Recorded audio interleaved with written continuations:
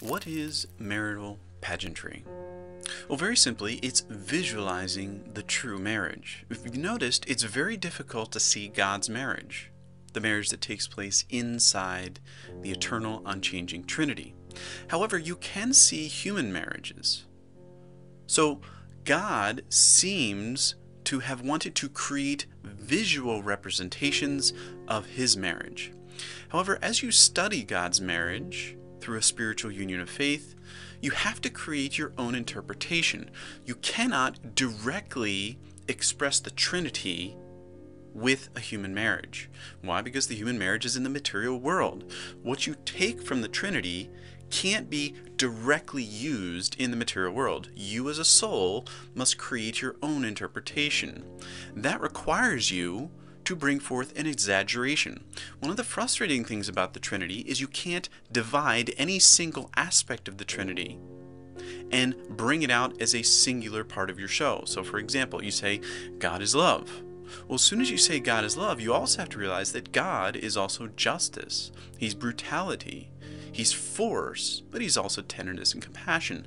So as soon as you start learning about him, you realize that you have to know all of him to express any part of him, which is very frustrating, and we can't do that. The material world is not designed like that. However, your interpretation of God can be used to put on a pageant. You need to exaggerate, though. So for example, in a movie, when a movie is based on real events, they're going to exaggerate those events. They're not going to show it exactly how it happened. They're going to put their own spin. The director's going to put his or her spin on the events. But not just to be flippant. The director's doing it for a purpose. So in your marriage, you're going to create your interpretation and you're going to exaggerate God's marriage for a particular purpose. Maybe you want it to be about his love or his tenderness or his compassion or his energy and his creativity. You get to decide, and that's your marital pageant. So your marriage is your interpretation of God's marriage. Your interpretation is neither good nor evil. It's your interpretation.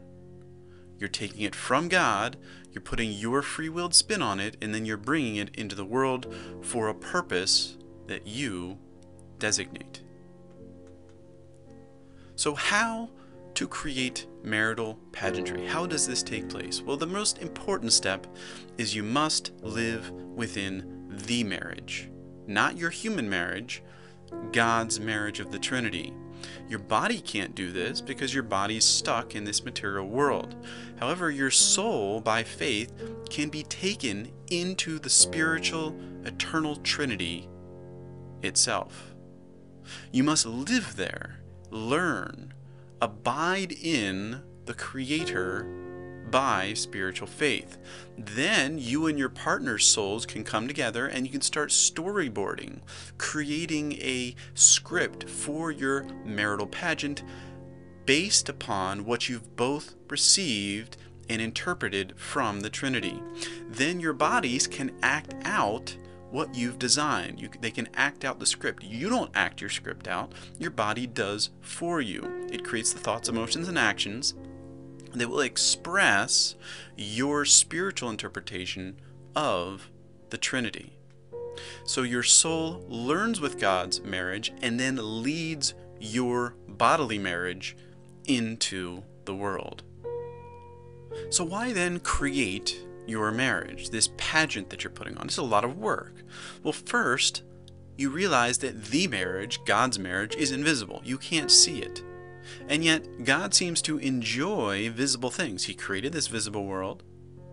So He allowed us, as human beings, to have this male and female body so that we could learn from Him about His invisible, wondrous marriage and bring something visible into the world. God's marriage is also spiritual. It's infinite. It's perfect. It's flawless. It's wondrous in all its nature, of which we don't understand. And the material world wants to understand. It wants to experience. It wants to put on a glorious, visible show, but the body can't do that. The body can't go into God's spiritual union. You, as a soul, can. And that's your responsibility in faith to walk with the Creator inside the Trinity, to remain and abide in Him, and bring forth your interpretations into your body and out into the world. God's marriage is also perfect. This is important because your interpretations have no effect on God's marriage. Your exaggerations cannot taint His marriage. If you mess something up in your interpretation, it doesn't matter. It does not affect God's marriage. You learn from Him as best you can, and then you bring your interpretations into the world. Your interpretations are going to be imperfect, but that's okay, because the perfection already exists in God. There's nothing you can do to taint that. And that makes our creations more fun. We don't have to worry and be all concerned about doing it the right way. We can't do it the right way. Only God does it the right way. He created us so that we could bring forth our interpretations and learn how to create like He creates without being Him, because we're not Him. So God wants you to create your own marital pageant. It's not going to be a perfect pageant. It'll be based on Him. It'll be an exaggeration of Him, an interpretation, but it's going to be your marital pageant. So who creates marital pageantry? Well, first is the dreamers. We all have a dream-like nature inside of us. We love fantasizing about things.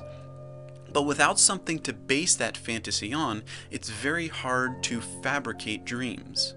So when the dreamers give up trying to pursue things in this world and fabricating things on their own, they turn to God and start to learn from God. But God doesn't want you to directly express what He already has in perfection. He wants you to dream up something exciting, something that's an exaggeration that's meaningful for the world. So continue your dreaming, but base it on God's marriage. Also, the dramatics. Many of us have a flair for drama. We like drama, and it seems like God does too. So many of the religious concepts say that your marriage has to be just like God's standard. That doesn't really leave any area for drama and excitement and, scripting freely based on the world and adapting to things as they come. The dramatics want to adapt. They want to make something provocative, and that means at times going off God's script, going off even God's way of doing things. And God gave us free will, so it seems like we have the ability to do that. We want to use Him as the source, but then we create our own interpretations and make it a dramatic pageant. And lastly, the drifters. Those of us who have drifted through life, we've tried many things, we've explored all these areas that seemed hopeful, and you end up realizing you're just adrift yourself. You don't have any basis or foundation. So as you come to God, you realize that He's this firm, unchanging being. But He doesn't want you to be exactly like Him. That's not possible. You can't be like God. You can grow into His likeness, but you can't be Him. So He wants you to keep drifting. You learn from Him as a soul, and then you drift away from Him and express what you've received in your own dramatic ways. But you will drift from Him. You won't be exactly like Him. So the drifters work very naturally with God, but they'll always find they keep getting pulled back. It's like gravity. You want something firm to drift from.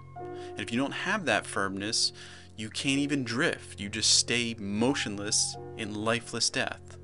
So even the drifters need to return to God, feel His firmness, and then begin to drift away as they dramatically interpret their marital pageant. So marital pageantry is your show about God's marriage.